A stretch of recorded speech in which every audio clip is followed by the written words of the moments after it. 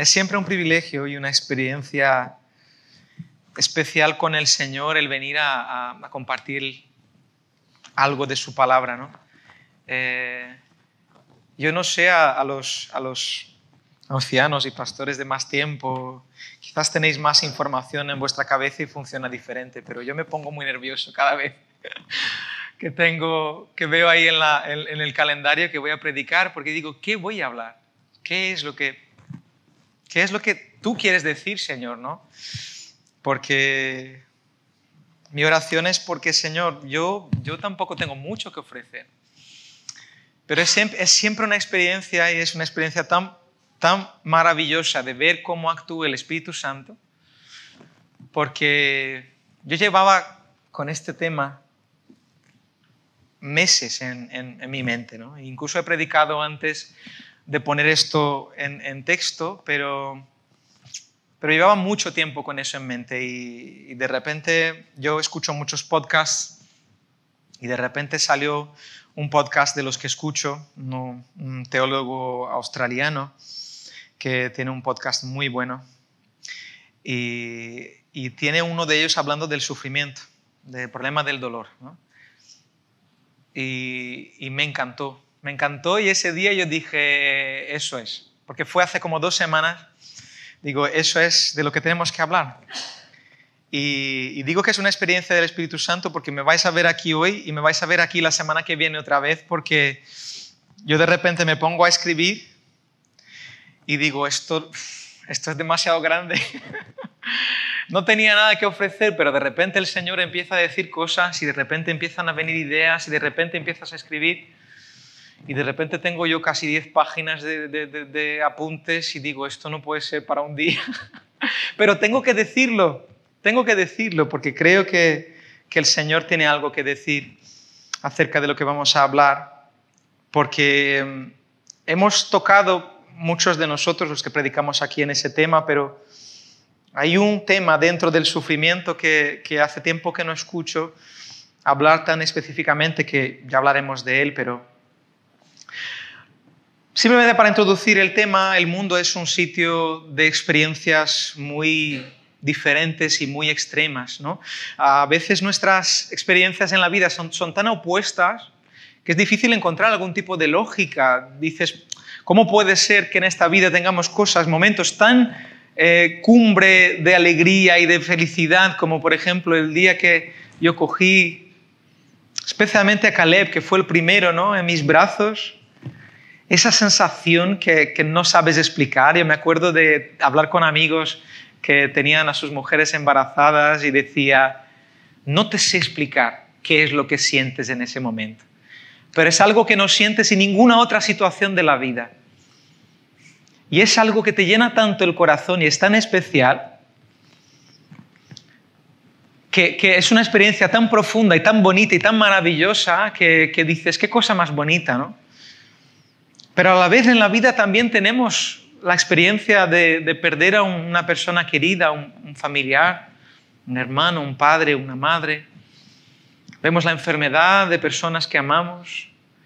Vemos relaciones que se rompen, divorcios. Momentos duros, momentos difíciles, momentos de dolor y de profundo dolor, que nos rompen por dentro. Y esa montaña rusa de la vida a veces es difícil de cuadrar, ¿no? Emocionalmente hablando, psicológicamente y espiritualmente hablando, es difícil de conectar esas cosas, porque la vida es esa montaña rusa de experiencias. Pero además, cuando nosotros afrontamos esa realidad y esas experiencias con la posibilidad de que hay un Dios, todas esas preguntas del por qué pasan esas cosas o las explicaciones que queremos ganan otra dimensión. Porque de repente parece que hay alguien a quien podemos preguntar del por qué pasan esas cosas, ¿no? Porque, ¿cuál es la alternativa? Si no existe Dios, ¿cuál es la alternativa? Y yo puse aquí una frase, no sé si funciona esto, ¿está encendido? No, estaba apagado. Puse aquí una frase que yo hablo mucho de este hombre y hace poco tuve una conversación muy buena con un cristiano en uno de los podcasts que escucho. Pero este es, vamos a decir, el papa del ateísmo de los últimos años. Richard Dawkins es profesor de biología en Oxford, bueno, emérito. Pero él tiene una frase famosa que dice que este es un mundo que tiene precisamente las propiedades que deberíamos esperar si no hay en el fondo ningún diseño, ningún propósito, ningún mal, ningún bien, nada más que una indiferencia ciega y despiadada. Si hay un Dios, esa es una manera de ver las cosas y podemos quizás hasta buscar explicaciones y preguntarle algo, pero la alternativa es esa. Es un mundo que no tiene propósito, es un mundo que en el fondo no tiene ningún diseño, ninguna idea por detrás, es un mundo que no tiene ningún bien, ningún mal, no tiene sentido ni la tristeza ni la alegría, porque todo es así, una indiferencia ciega y despiadada. Esa es la alternativa. Pero aún así es interesante ver que en el medio de una sociedad que cada vez más es secular, ¿no? Que quiere alejarse de las cosas de Dios, de la religión, de la iglesia, pero esas preguntas acerca del por qué hay sufrimiento en este mundo, relacionándolas con la posibilidad de un Dios, son preguntas que están en la humanidad desde el principio de ella misma. Y siguen. Es gracioso como a veces ves gente enfadada con un Dios que ellos creen que no existe. ¿Habéis visto eso? ¿Habéis visto gente que parece que dice que en el momento que pasa alguna cosa mala, siempre dicen, no, es que no existe Dios? Y de repente pasa una calamidad y dice, ¿ves? Ese Dios que dices tú. Y le podemos devolver, pero tú no crees en Él. Tiene que darte igual, ¿no? Pero no da igual, y esa es la cuestión, de que nosotros dentro de nosotros tenemos esa pregunta de, es que algo aquí no cuadra, y da igual que no creas en Dios. Pero si creemos, hay una dimensión diferente de esas preguntas, ¿no? ¿Cómo podría Dios, siendo bueno, crear un mundo donde las experiencias de tristeza y dolor sean tan extremas si nosotros creemos que Dios es bueno? No solo bueno, sino es absolutamente bueno. Es la bondad en persona. ¿Cómo puede ser que pase eso, no? Y es interesante porque, como ya he comentado, la Iglesia y la teología han intentado contestar a esa pregunta desde siempre. Y literalmente, si no lo sabíais, el libro cronológicamente hablando más antiguo de la Biblia, que es el libro de Job, considerado por la mayoría de los estudiosos como el libro más antiguo de la Biblia, es un libro acerca de esa misma pregunta. ¿Cómo puede ser que un Dios que creemos que es bueno puede permitir el dolor en el mundo? Y hay incluso hasta un área de la filosofía y la teología que específicamente maneja este tema, que es la teodicea. Pero ¿cuáles son las posibles respuestas a esa pregunta? Hay una parte lógica de esa pregunta que es importante contestar, porque mucha gente acaba haciendo la relación directa, como ya he dicho, que si hay un mundo donde hay sufrimiento y dolor, no puede haber un Dios. No es lógico que haya un Dios bueno y poderoso, ¿vale? Y hay hasta un argumento inductivo de los típicos que tienen premisas y que la premisa final, si las dos primeras son correctas, la última sigue como una consecuencia de las dos anteriores. Hay un argumento que dice lo siguiente: si Dios es todopoderoso, podría acabar con el sufrimiento, ¿vale? Podría. Si Él es todopoderoso, pues no hay nada que no pueda hacer, entonces Él podría. Si Dios es absolutamente bueno, Él acabaría con el sufrimiento, porque es bueno. Entonces, si hay sufrimiento, un Dios todopoderoso y bueno no puede existir.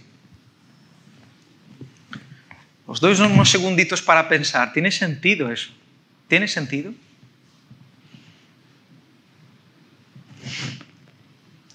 Hay un problema muy grande en este argumento y hay filósofo cristiano de los principales de nuestros tiempos que se llama Alvin Plantinga.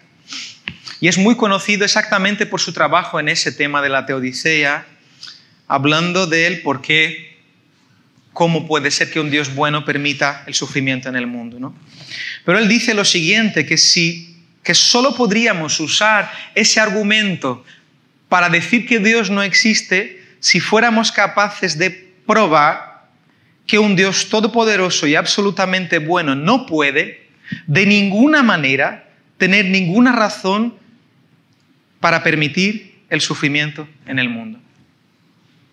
La única manera de decir que la existencia del sufrimiento y el dolor en el mundo comprueban que no hay Dios sería si nosotros fuéramos capaces de decir y comprobar con seguridad que Dios no puede de ninguna manera tener una razón justificable para permitir el dolor en el mundo.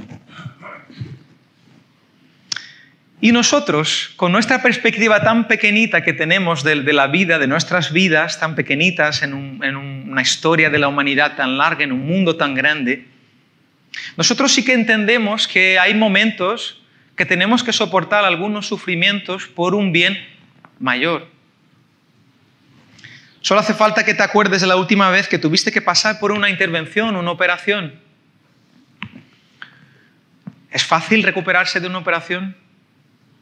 ¿Es fácil recuperarse de una prótesis de cadera y de rodilla? Háblame a mí, porque estoy tratando a los pacientes que pasan por esos procesos. Es duro, es difícil. Pero son males que nosotros, sufrimientos que aceptamos porque entendemos que el beneficio posterior es más importante. O porque entendemos que pasando por esas cosas, quizás lo que viene después es mejor.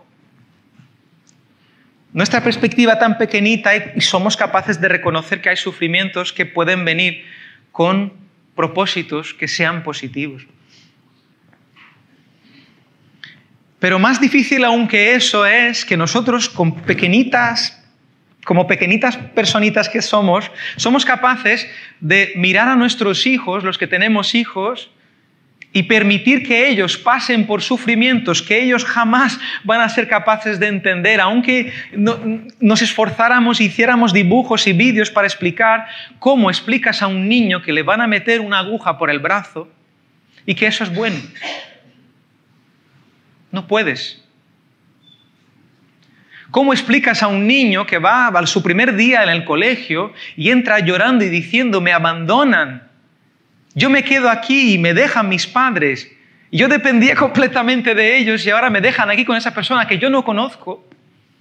¿Cómo puede ser bueno esto? ¿Somos capaces nosotros de exponer a nuestros hijos a ese tipo de situaciones, reconociendo que a pesar del sufrimiento hay algo bueno en esto? Si nosotros, que somos tan pequeñitos y somos capaces de mirar cosas positivas del sufrimiento que pueden pasar quizás nuestros hijos, que yo diría que es más difícil que el sufrimiento que uno mismo pasa, es más difícil ver a un hijo sufriendo. Si nosotros somos capaces de mirar el sufrimiento de nuestro hijo y decir, no lo vas a entender, pero que sepas que yo quiero lo mejor para ti. Imagínate que Dios, con su sabiduría tan más grande que la nuestra, no es capaz de tener alguna razón justificable para que aún haya sufrimiento en ese mundo. Mientras no tengamos una respuesta absoluta de que no, Dios no puede hacer eso, entonces el argumento que dice, que incluso hay una especialista que estaba hablando de este tema, que cuando escuchó eso dice, es que hasta me aburro cuando escucho esto, porque tiene tan poco sentido. Porque no podemos decir que Dios, siendo tan más grande que nosotros, no puede tener una razón para permitir que el sufrimiento haya en el mundo. Pero yo soy consciente de una cosa y por eso no vamos a hablar casi de filosofía y lógica esta mañana. Esas explicaciones pueden ser muy útiles para dar sentido quizás a lo que creemos y entender que no hay una incompatibilidad entre la existencia de un Dios bueno y poderoso y el sufrimiento en el mundo. No tiene ninguna incompatibilidad, lógicamente hablando. Pero esas explicaciones hacen muy poco a aquellos que sufren. Esas explicaciones no hacen justicia a la realidad y la situación de aquel que sufre. El que sufre no está interesado en saber si es lógico o no que un Dios bueno permite el sufrimiento en el mundo. Por lo tanto, tiene que haber alguna otra respuesta. Alguna que tenga sentido para aquel que sufre en el momento que sufre. Y para los que están alrededor de los que sufren. Porque quizás ahora mismo no estás sufriendo especialmente, ¿no? Pero seguro que tienes a alguien sufriendo alrededor de ti. Y por eso la pregunta es, ¿hay alguna respuesta que podamos dar? No lógica, porque en ese momento de dolor la lógica tiene muy poca valía. Entonces la primera respuesta que vamos a dar hoy es, ¿cuál es la respuesta del cristiano al sufrimiento? Y la respuesta de esa pregunta es lo que me trae para hablar de este tema hoy.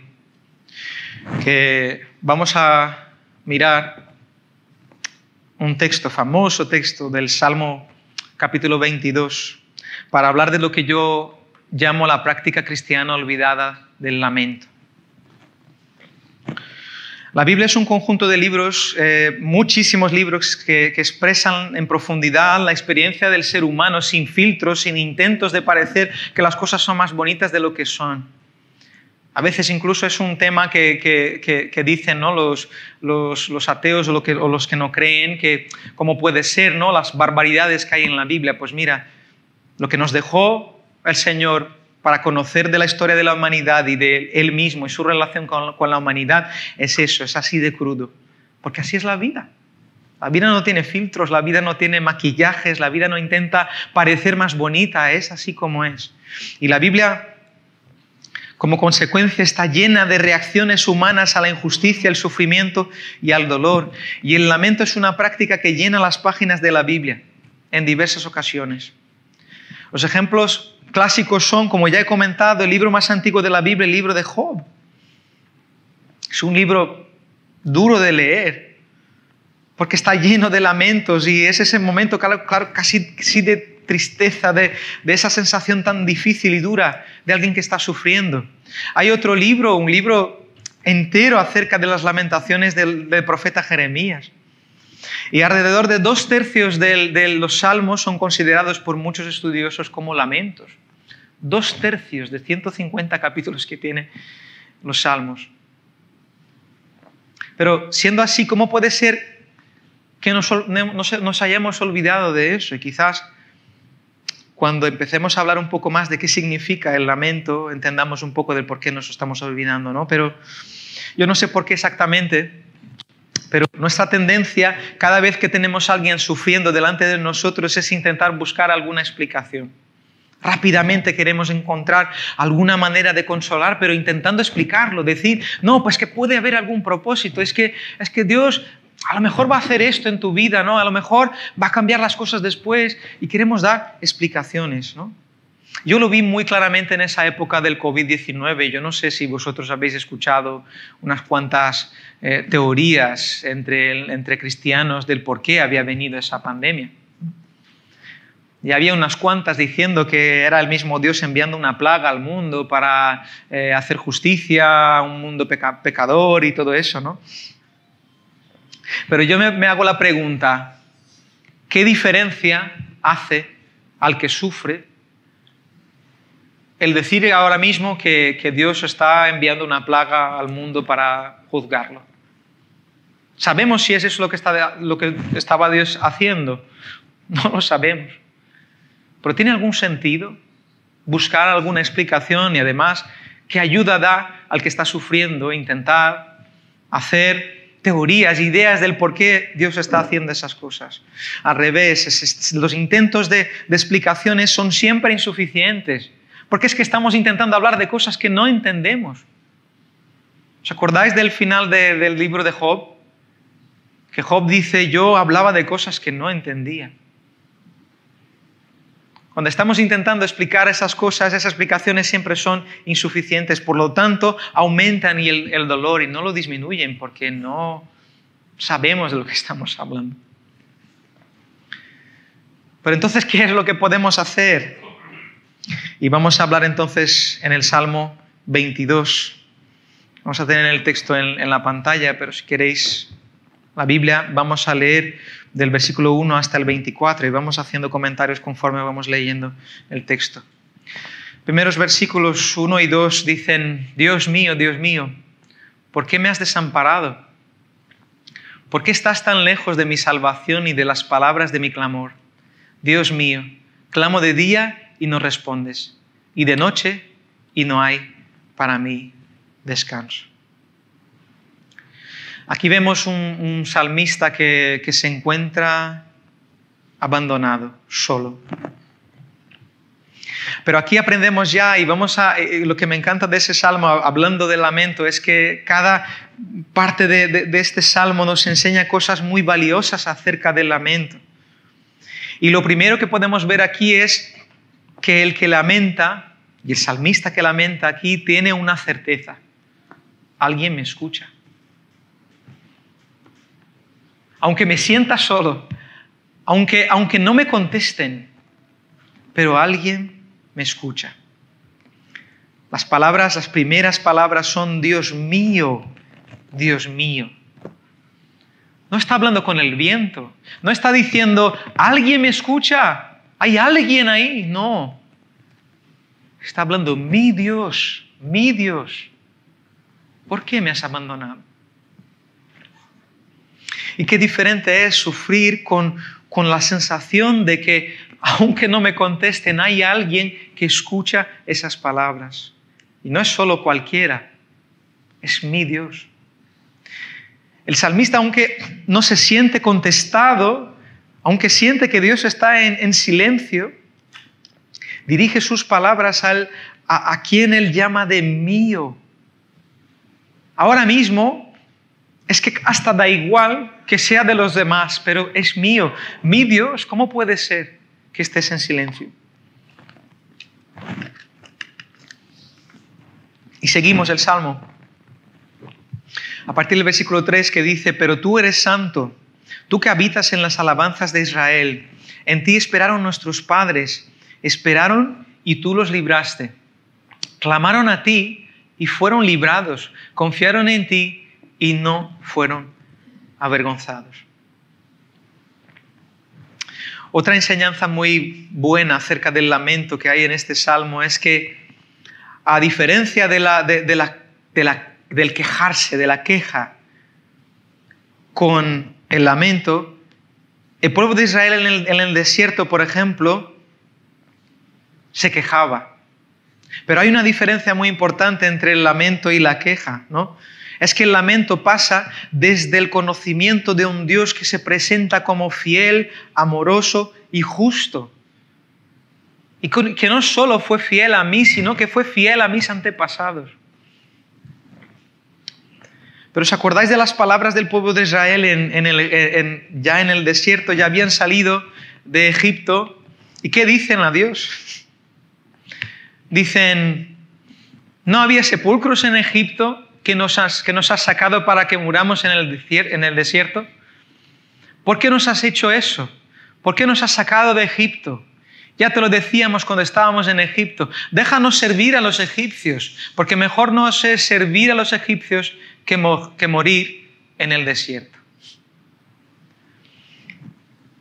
Y otro texto también de Éxodo 16:3 dice: ojalá, imagínate, ojalá hubiéramos muerto a manos de Jehová en la tierra de Egipto.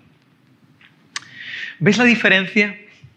¿Veis cuál es la diferencia de la queja y el lamento? La queja viene desde la perspectiva de: te da igual que nosotros estamos aquí sufriendo. Te da igual. Nos vamos a morir aquí. Ya te lo habíamos dicho, que preferíamos ser esclavos ahí en Egipto que venir aquí a morir en el desierto, y te da igual.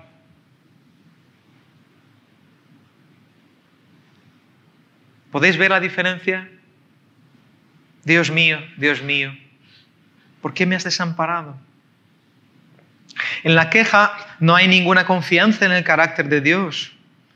Y además hay una amnesia selectiva, no hay memoria de lo que Dios hizo en el pasado, de su fidelidad demostrada a ellos mismos. poquito tiempo antes, librándoles del ejército de uno de los imperios más grandes de la época, si no el más grande. De haber pasado por un mar abierto y ser capaces de olvidarse de eso. No hay confianza de que Dios es fiel, es bueno y que seguirá siéndolo. El lamento sale como un llanto de un corazón que sufre delante del único que puede hacer algo para cambiar las cosas, del único que realmente le importa lo que yo estoy sufriendo y lo que está sufriendo aquel que está conmigo. Y del único que de verdad, al único que yo puedo de verdad depositar mi confianza. El que de verdad sí que quiere mi bien y lo tengo segurísimo. No entiendo lo que está pasando, no sé por qué estás en silencio, no sé por qué no cambias mi situación. Porque yo te conozco y sé que eres bueno. Y sé que eres fiel y seguirás siéndolo, aunque no lo entienda ahora mismo. Esa es la actitud del que se acerca al Señor en lamento. El único que no falló en el pasado y por lo tanto no va a fallar en el futuro, aunque no lo entienda ahora mismo. Seguimos el texto. Versículo 6. Pero yo soy gusano y no hombre, oprobio de los hombres y despreciado del pueblo. Todos los que me ven se burlan de mí, tuercen la boca y menean la cabeza diciendo, se encomendó a Jehová, líbrelo él, sálvelo, puesto que en él se complacía. Otra enseñanza muy valiosa acerca del lamento. Dios no tiene miedo de nuestras palabras. Dios no tiene miedo de nuestras palabras.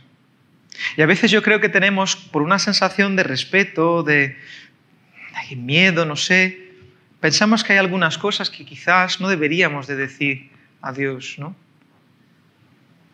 Pero es interesante ver el tono y las palabras de los lamentos encontrados en los Salmos.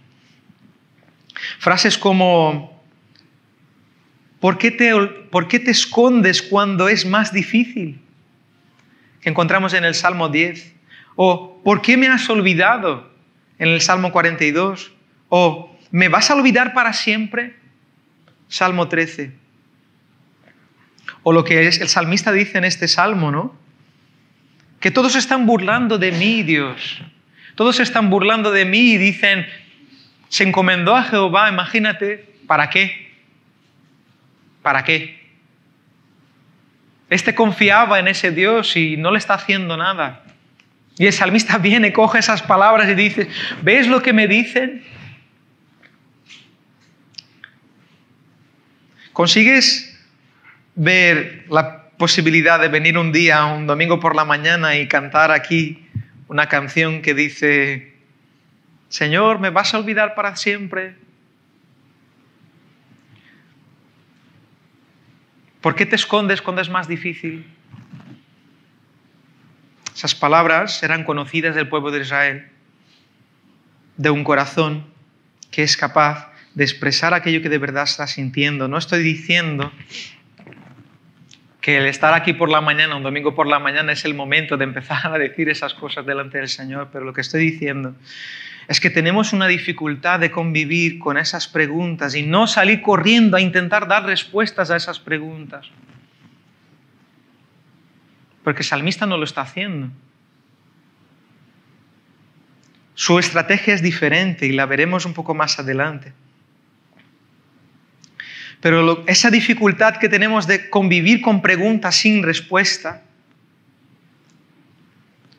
o convivir con ese silencio de Dios que el salmista siente que hay en ese momento. No es que necesariamente Dios estuviera en silencio, pero eso es lo que el salmista siente y lo dice. La dificultad de convivir con esas cosas hace que nosotros nos olvidemos del lamento, nos olvidemos de que hay lugar para ese tipo de oración, que hay lugar para dudas en la presencia de Dios. Vivir ese tipo de sufrimiento delante de Dios y estar con aquel que sufre, participando de su sufrimiento, es parte de la vida cristiana, igual que venir aquí los domingos por la mañana y cantar con alegría por la bondad de Dios. El estar ahí, con el que sufre y sufrir con él y entender que desde su corazón salen preguntas que quizás tú no las puedes contestar. Y que hay lugar para eso, y que Dios no tiene miedo de sus palabras. A veces yo tengo la sensación que tenemos ese miedo, ¿no? Oye, no digas eso a Dios. Dios no tiene problemas en escuchar lo que sientes de verdad. Y a veces porque nosotros tenemos ese miedo, pues lo hablamos con otras personas. Y esas otras personas no tienen nada, no pueden hacer nada para cambiar esa situación. Y el único que de verdad lo puede hacer, nos callamos. Porque creemos que quizás no está interesado en escuchar lo que nosotros sentimos de verdad. Como si no conociera nuestros corazones, ¿no? Como si no supiera qué es lo que pasa dentro de nosotros. Seguimos el Salmo. Versículo 9 dice, pero tú eres el que me sacó del vientre, el que me hizo estar confiado desde que estaba en el regazo de mi madre. A ti fui encomendado desde antes de nacer, desde el vientre de mi madre, tú eres mi Dios. Vuelvo a decir, el lamento sale desde la perspectiva de alguien que conoce el Dios que escucha la oración. Yo sé quién eres, te conozco, sé que eres bueno, sé que has sido fiel hasta ahora. Yo conozco tu bondad y por eso me duele tanto que yo me sienta solo en ese momento tan difícil.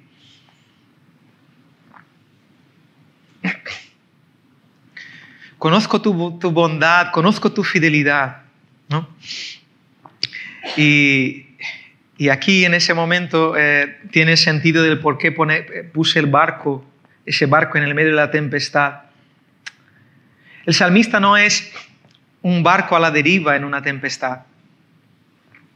No es un barco que está suelto, sin rumbo, en el medio de una tempestad. Es un barco que tiene una ancla bien puesta, aunque esté en el medio de la tempestad. ¿Y cuál es el ancla de este barco? Como he dicho, la estrategia del salmista, ¿cuál es? Su relación con su Dios. Esa es la estabilidad que tiene el salmista en el medio de esta tempestad. Y no es un Dios genérico cualquiera, no es el que me escucha, a ver si alguien me escucha. Es mi Dios, es mi relación con mi Dios. El lamento refuerza el sentido de intimidad de la relación que tenemos con el Señor. Y eso, cuando lo hacemos con otras personas, cuando tenemos la oportunidad de estar con los que sufren, el lamento refuerza la relación que tenemos los unos con los otros y nuestra relación con nuestro Dios. Y ese es el ancla que nos mantiene en las tempestades, que hemos cantado antes de la tempestad, ¿no? La tormenta. El ancla es la presencia del pastor en el valle de sombra de muerte. Siempre me llama la atención que el salmista en un Salmo 1 después justo está hablando del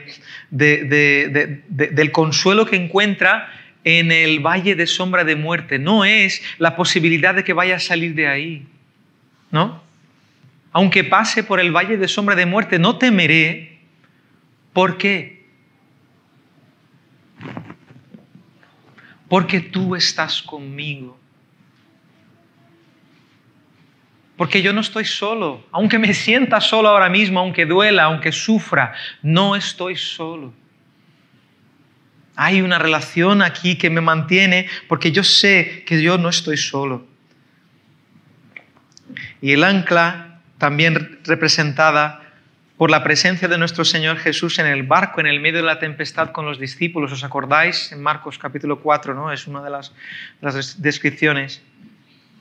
El Señor Jesús estaba en el barco y yo siempre me he hecho esa pregunta. Me acuerdo que prediqué una vez aquí acerca de eso. Si hubiesen despertado a Jesús antes, ¿qué creéis que habría pasado? ¿Que no habría venido la tempestad? No lo sé, pero quizás no. Quizás habría venido una tempestad de todas formas. Pero ¿qué seguridad podían tener los discípulos? Que el Señor de los mares y del universo estaba con ellos en el barco. y por eso podrían estar confiados. El ancla de ese barco en el medio de la tempestad es su relación con su Dios. Seguimos el Salmo. No te alejes de mí, porque la angustia está cerca y no hay quien me ayude. Me han rodeado muchos toros, fuertes toros de Basán me han cercado. Abrieron contra mí su boca como león rapaz y rugiente. He sido derramado como el agua y todos mis huesos se desconjuntaron. Mi corazón fue como cera, derritiéndose dentro de mí. Como un tiesto se secó mi vigor y mi lengua se pegó a mi paladar. Me has puesto en el polvo de la muerte. Perros me han rodeado, me ha cercado una banda de malignos. Desgarraron mis manos y mis pies. Contar puedo todos mis huesos. Entre tanto ellos me miran y me observan. Repartieron entre sí mis vestidos y sobre mi ropa echaron suertes. Aquí vemos una descripción detallada de las sensaciones, ¿no?, del salmista, usando muchos ejemplos de cosas y de toros y de perros y mi situación física, me encuentro sufriendo y eso es como me siento, ¿no? Él no filtra nada de lo que está sintiendo. Al revés, lo vomita, ¿no? Lo que siente simplemente lo derrama delante de su Dios. La semana que viene vamos a tocar un poco más en un aspecto que sé que muchos de vosotros estáis pensando de este salmo. Pero seguimos y ya estamos caminando para el fin. A partir del versículo 19 hasta el 24, que dice: Mas tú, Jehová, no te alejes. Fortaleza mía, apresúrate a socorrerme. Libra de la espada mi alma, del poder del perro mi vida.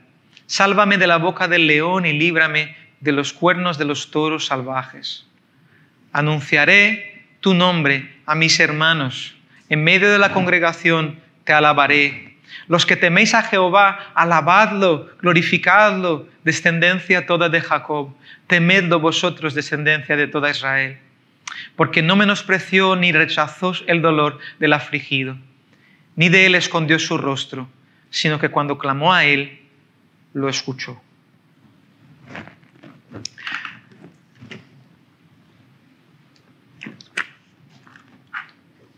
Y lo más maravilloso del lamentar delante de Dios, que conocemos ser fiel, justo, bueno, es que el propio lamento suscita esperanza. La esperanza de que no va a ser siempre así, la esperanza de que soy escuchado. Y en la Biblia es muy interesante porque el sufrimiento nunca tiene la última palabra. Hay tantos ejemplos, ¿no?, de textos. El que siembra con lágrimas, con júbilo, segará. El llanto puede durar una noche, pero la alegría vendrá por la mañana.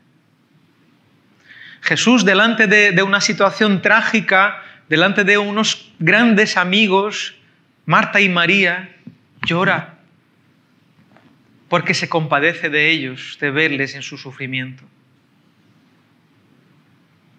Pero eso termina bien y hay una resurrección, una oportunidad maravillosa de ver el poder de Dios.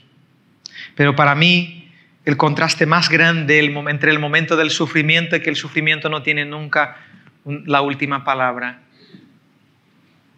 Hay un viernes de sufrimiento, de dolor, de rechazo,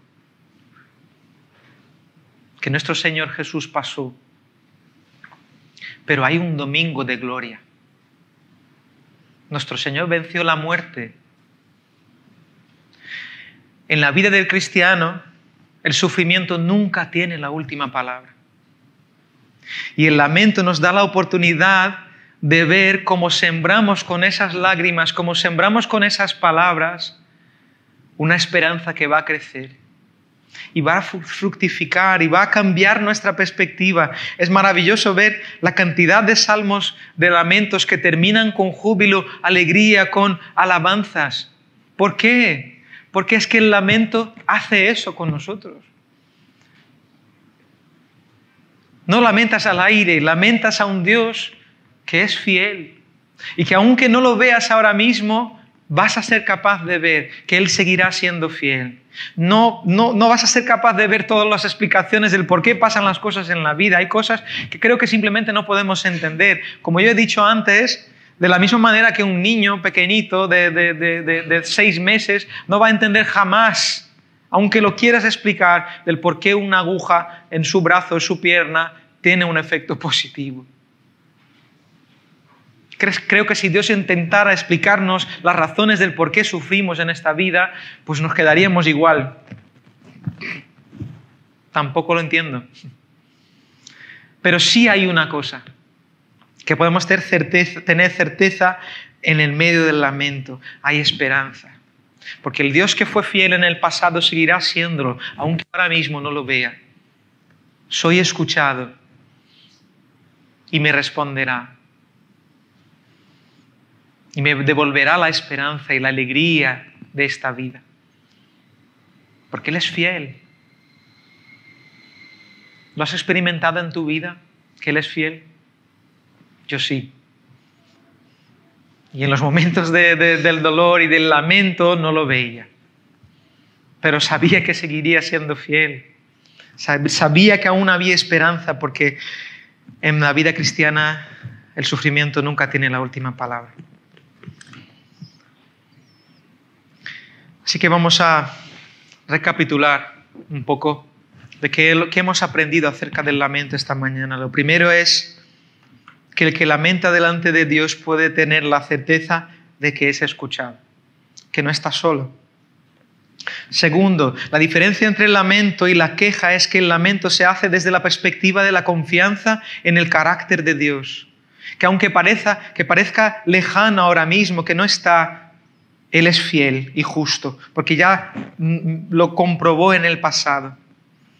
La queja tiene una amnesia selectiva y pone a Dios en el sitio de los culpables, como si debiese alguna explicación a nosotros. Tercero, Dios no tiene miedo de nuestras palabras. Una vida cristiana saludable, sana, incluye momentos de angustia, de duda, de frustración, de miedo. Pero todo eso delante de un Dios que sabemos que es bueno y que, aunque no entendemos su manera de trabajar, sigue siendo bueno. 4. El lamento sale desde una relación íntima con Dios y fortalece esa relación. No es dirigido a un Dios que es genérico, que está en algún sitio, sino a mi Dios. Y esa relación es el ancla capaz de controlar el barco de nuestras vidas en el medio de la tormenta del sufrimiento. Y 5. El lamento está empapado por el sentido de esperanza de que el dolor y el sufrimiento son pasajeros, que son momentos, que llegará el momento en que volveremos a alabar al Señor por su bondad. Me encanta una frase que yo le he dicho muchas veces aquí y en alabanza también, de la cantidad de salmos, de lamentos que dicen, pero yo aún le alabaré.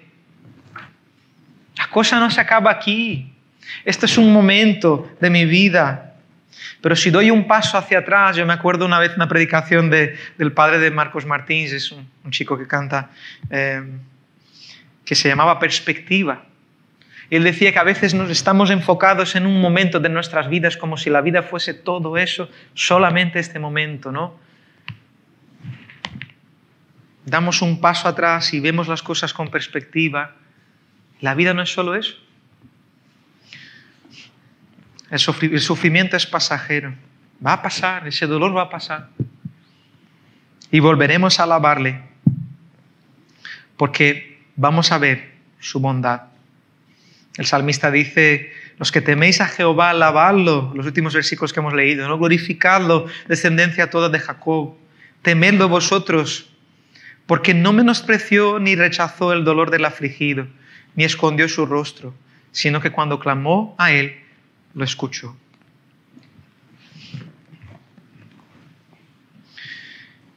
Quiero terminar con una frase que ya habéis escuchado alguna vez, que yo he hablado de este hombre que me gusta mucho, es un teólogo, y Y él dijo, hablando del lamento, en un texto que escribió en la época del COVID, dijo lo siguiente: a la medida que el Espíritu gime dentro de nosotros, haciendo referencia, ¿no?, a ese texto que dice que no sabemos orar, pero que el Espíritu gime dentro de nosotros. A la medida que el Espíritu gime dentro de nosotros, nos convertimos en pequeños altares donde la presencia de Dios y Él y su amor sanador pueden morar. A la medida que somos capaces de abandonarnos delante de la presencia de Dios y dejar que el mismo Espíritu nos guíe a lo que tenemos que decir, la presencia de Dios y el amor que sana, que cura, que transforma nuestros corazones, pueden vivir ahí en ese ambiente. Y ahí es donde está el lamento y ahí es donde nos encontramos con el Señor. Vamos a orar. Señor, gracias porque, como dice el escritor de Hebreos, podemos acercarnos a ti con confianza delante del trono de gracia. Gracias porque este camino está abierto, fue abierto por el Señor Jesús. Y podemos acercarnos a ti con nuestros corazones rotos, como estén, Señor, con nuestro dolor. Podemos llevar a ti, Señor, personas que conocemos que sufren, Señor. Y en esos momentos de sufrimiento, sufrir con ellos y reconocer su dolor y presentarlo delante de ti, Señor, que eres el único que puede dar esperanza en el medio de un mundo que sufre. Gracias, Señor, porque tenemos acceso a ti. Gracias, Señor, porque podemos recordar que tú eres fiel, en nuestras vidas has sido fiel, en la vida de los nuestros has sido fiel y seguirás siéndolo, Señor. Así que podemos acercarnos a ti, aún sin entender, aún a veces sintiéndonos solos, a veces aún sintiendo que no nos dices nada, en silencio estás. Pero estás aquí, Señor, con nosotros, en este mundo roto, roto por el dolor, roto por el pecado. Pero tú sigues siendo fiel, Señor, y sigues sembrando en nuestros corazones la esperanza de que hay algo más, hay algo además del sufrimiento en esta vida. Hay algo además del sufrimiento de esta vida, Señor. Nos preparaste un lugar contigo. Y esperamos, Señor, ansiosamente por ese momento que podremos vivir sin dolor, sin sufrimiento. Ayúdanos a vivir cada uno de esos días que vamos a vivir mientras lo esperamos. Te lo pedimos en el nombre de Jesús. Amén. Y solo como una introducción, la semana que viene vamos a hablar de una cosa que puedes decir, vale, Dani, pero esa es la respuesta cristiana delante del sufrimiento y el dolor, ¿no? Pero ¿ha dado alguna respuesta Dios acerca del sufrimiento y el dolor? Sabemos que quizás esta sea la respuesta nuestra, ¿no? Pero ¿qué respuesta ha dado Dios a esa pregunta de cómo Él puede permitir el sufrimiento en el mundo? Escenas de próximos capítulos.